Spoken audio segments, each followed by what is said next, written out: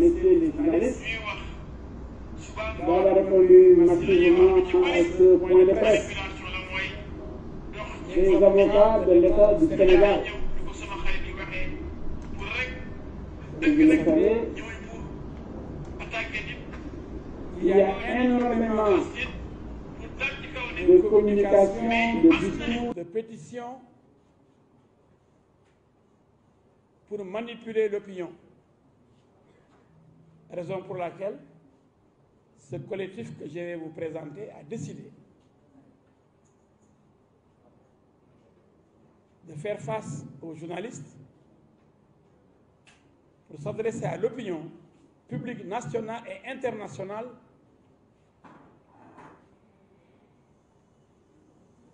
pour que tout soit clair.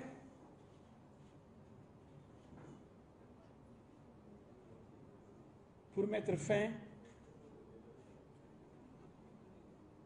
à la manipulation. Je vais immédiatement vous présenter les membres du collectif des avocats de l'État du Sénégal. De la gauche à la droite, vous avez Maître Sali Mamadou Thiam, Maître Antoine Mbeng, Maître Abdou Kane, Maître El Hadji Diouf,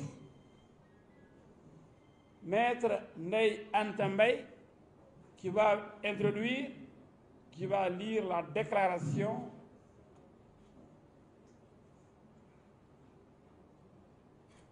adressée aux journalistes et à l'opinion. À sa suite, à ma droite, Maître Adama Fall, Maître Ousmane Thiam, Maître Yeriba. Il y a des absents, peut-être qu'ils vont nous rejoindre, et d'autres qui sont empêchés. Il y a Maître Abdou Djalikan, Maître El Hadji Amadou Sall, empêché, un peu souffrant, Maître Samba Bitey, Maître Souleymane Kodou Fall, du barreau de Paris, mais qui est constitué ici, à nos côtés. Tout de suite et immédiatement, je vais passer la parole à Maître Ndeye Anta Mbaye, qui va lire la déclaration que nous avons préparée pour vous. Bon, je te remercie, El Hadji.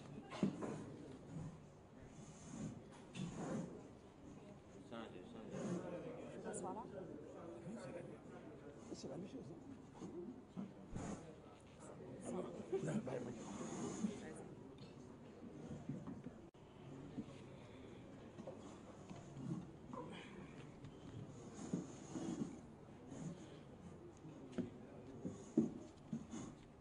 Je te remercie, El Hadji.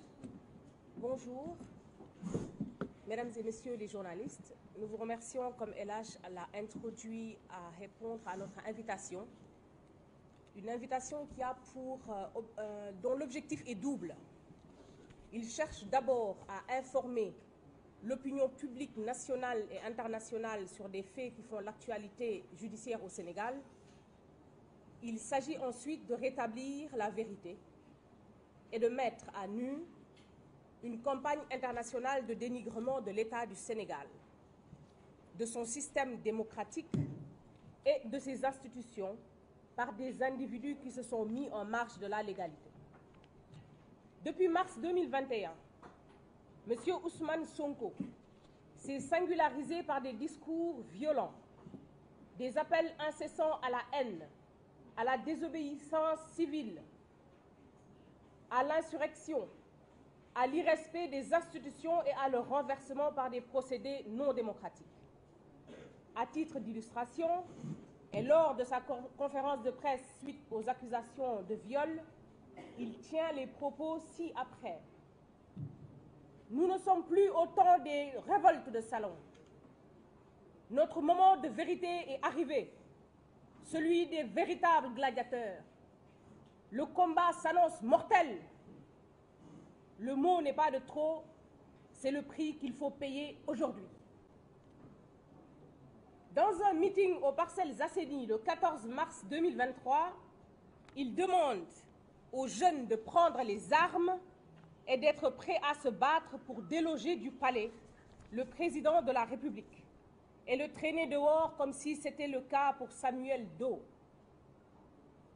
Dans le même sillage, il a appelé à défoncer les domiciles des autorités étatiques lors des manifestations en promettant que les agresseurs allaient y trouver des milliards. Quant à Juan López Branco, avocat au barreau de Paris et constitué pour le compte de M. Ousmane Sonko, il s'est également distingué sur les réseaux sociaux à travers des attaques virulentes contre l'État du Sénégal, allant jusqu'à appeler à la révolte et à l'insurrection. Sur réquisition du procureur de la République, un mandat d'arrêt international a été lancé par le juge d'instruction du second cabinet du tribunal de grande instance hors classe de Dakar contre maître Juan Branco. Arrêté et déféré devant ce magistrat, il a été inculpé des chefs suivants: complot contre l'autorité de l'État, diffusion de fausses nouvelles, actes et manœuvres de nature à compromettre la sécurité publique, à créer des troubles graves ou à enfreindre la loi. Il a ensuite été mis en liberté provisoire et placé sous contrôle judiciaire. En ce qui concerne M. Ousmane Sonko, le procureur de la République, fort des pouvoirs que lui confèrent les articles 1er et 32 du Code de procédure pénale, a requis l'ouverture d'une information judiciaire. Le doyen des juges qui a été saisi à cet effet a inculpé M. Ousmane Sonko des chefs suivants: acte de nature à compromettre la sécurité publique ou à occasionner des troubles graves, association de malfaiteurs en relation avec une entreprise terroriste, attentat et complot contre l'autorité de l'État en relation avec une entreprise terroriste, le financement du terrorisme, provocation directe à un attroupement armé, diffusion de fausses nouvelles, complicité d'homicide volontaire par incitation et provocation, vol. Il a été ensuite placé sous mandat de dépôt. Par lettre en date du 7 août 2023, l'agent judiciaire de l'État a informé les juges d'instruction de sa constitution de partie civile dans les procédures ouvertes contre M. Ousmane Sonko, M. Juan Branco et d'éventuels complices ou co-auteurs. Un pool d'avocats chargé de défendre les intérêts de l'État du Sénégal a également été mis sur pied pour se constituer dans ces procédures et dans toutes autres concernant les dégradations, les pertes, les préjudices infligés à l'État du Sénégal dans ce contexte. Par ailleurs, il importe de préciser que l'État, contrairement au ministère public, qui a pour mission la poursuite des infractions pénales et l'exécution des condamnations, peut se constituer partie civile pour la réparation d'un préjudice qu'il aura subi du fait d'une infraction pénale. Cette constitution de partie civile de l'État trouve sa pertinence dans les dispositions de l'article 2 du Code de procédure pénale, selon lesquelles l'action civile en réparation du dommage causé par toute infraction appartient à tous ceux qui ont personnellement souffert du dommage directement causé par l'infraction. Il est à rappeler qu'au cours des différentes manifestations, des saccages et pillages des biens publics ont été la cible des casseurs. Ces biens, qui ont une forte valeur sociale, transport, alimentation, carburant, réseau électrique, distribution d'eau, ont été endommagés ou complètement détruits sur l'ensemble du territoire national. L'image de l'institution étatique a été chahutée. Le fonctionnement des services publics ralenti. Les populations terrorisées. Les victimes et leurs familles traumatisées. De même, le secteur privé n'a pas été épargné, car de lourdes pertes et de nombreux dégâts ont été enregistrés par des entreprises sénégalaises. Cet état de fait a des conséquences très néfastes sur l'économie nationale, avec un fort impact négatif sur les politiques économiques. L'État se réserve le droit d'évaluer l'étendue du préjudice souffert du fait de ces agissements et ne ménagera aucun effort pour rendre effectif la réparation du préjudice subi. Le pool d'avocats rappelle que dans le cadre des procédures susvisées, il poursuit et entend ne poursuivre que l'objectif de la restauration et de la préservation des intérêts de l'État du Sénégal par la manifestation de la vérité judiciaire, le respect de la présomption d'innocence, la garantie d'un procès équitable, mais aussi et surtout le principe sacro-saint de la séparation des pouvoirs. C'est pourquoi le pool attire l'attention du groupuscule se définissant coalition des défenseurs des droits humains sur les dangers et le précédent grave que constitue ce type d'appel par lequel des individus qui se proclament intellectuels et défenseurs de l'état de droit et qui condamnent dans leur pétition la violation de ces règles fondamentales. Ces manœuvres et désinformations sont à dénoncer, car elles encouragent une immixtion du pouvoir exécutif dans les attributions légales du juge d'instruction et lui imposent une parodie de solutions judiciaires. Il est à rappeler aux pétitionnaires d'un document à effacer des tablettes de l'histoire que l'état de droit que nous partageons tous ne saurait différencier le traitement des citoyens devant la règle de droit, ni passer par pertes et profits la profanation sauvage du sanctuaire universitaire, de l'incendie criminel de la faculté de droit. Il faut rappeler que quelle que soit la légitimité d'un motif humanitaire ou sanitaire, le fait qu'une autorité, fût-elle l'autorité suprême de l'État, puisse demander à un procureur, quel qu'il soit, de mettre des personnes en liberté provisoire malgré la saisine du juge d'instruction est une catastrophe juridique, une aberration démocratique et une simple magouille politique. Le magistrat instructeur reste le seul garant des droits et libertés des personnes mises en cause jusqu'à la prise d'une ordonnance de règlement, sauf la vigie essentielle que constitue la présence rassurante et le ministère de l'avocat à toute étape de la procédure. En définitive, les conseils de l'État contribueront sans complaisance à la manifestation de la vérité. Il s'agit concrètement de se focaliser sur les aspects juridiques et judiciaires, de fond et de forme, à chaque fois qu'un point de droit sera dénaturé pour des raisons autres que la justice. L'État du Sénégal, dans sa mission de préservation des intérêts publics et privés, entend se défendre devant toutes les juridictions pour obtenir réparation des dommages et préjudices découlant de ces infractions et permettre la défense de toute victime de ces exactions et actes terroristes.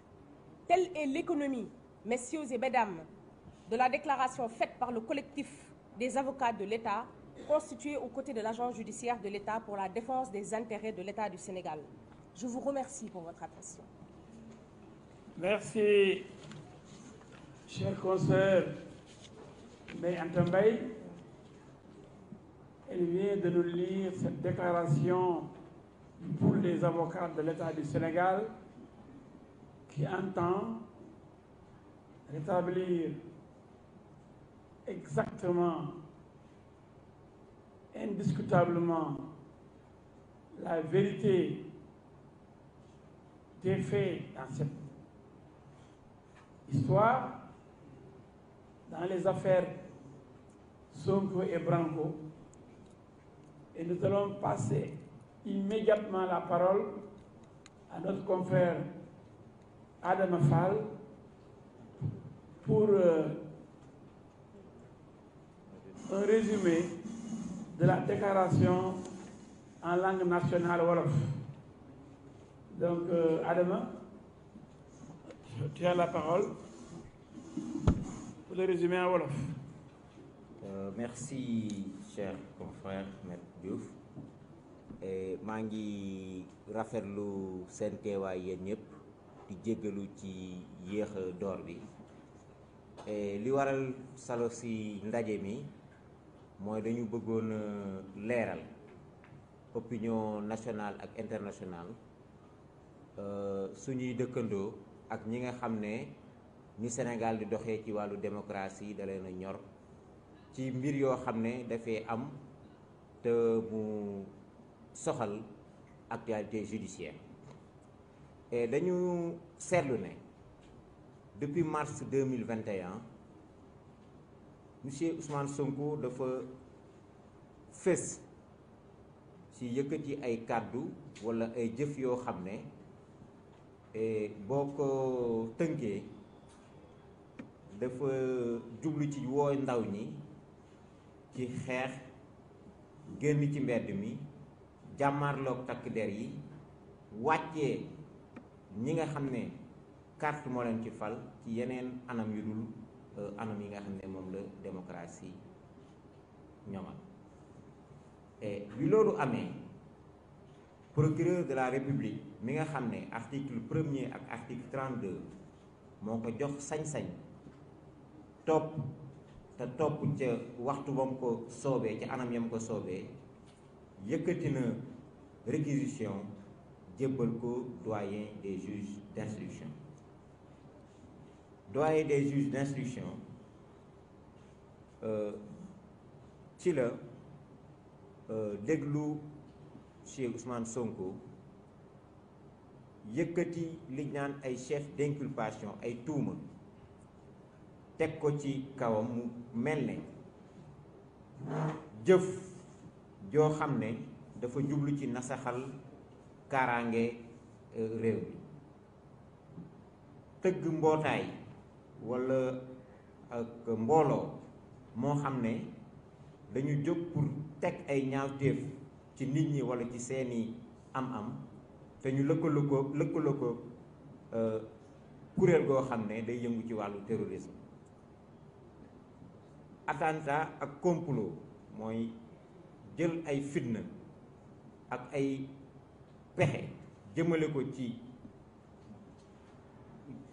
lii jëmmal état ak institution yi jël ay xibaar yoo xam ne du dëgg te mun a indi ay jiixi jaaxa ci doxalinu réew mi nga tas ko ak jël alalu jàmbur ñu teg ko ci ndoddu Ousmane Sonko inculpé ko placé ko sous mandat de dépôt. ci beneen anam bi aussi Juan Branco di avocat Paris constitué pour ñi nga xam ne ñooy layal Ousmane Sonko dañu gisoon ne ci réseaux sociaux yi dafa fësoon lool ci di woote ndaw yi ak ay manifestations pour ñu génn jàmmarloog état du Sénégal pour ñu génn nasaxal paix ak sécurité publique bi pour ñu génn daaneel nguur gi nga xam ne anamu démocratie moo ko fi teg kooku it procureur de la république sàkk woon mandat d'arrêt contre moom ba tax na bi ñu ko jàppee ñu jébbal ko juge bu deuxième cabinet mu inculpé ko placé ko sous contrôle judiciaire.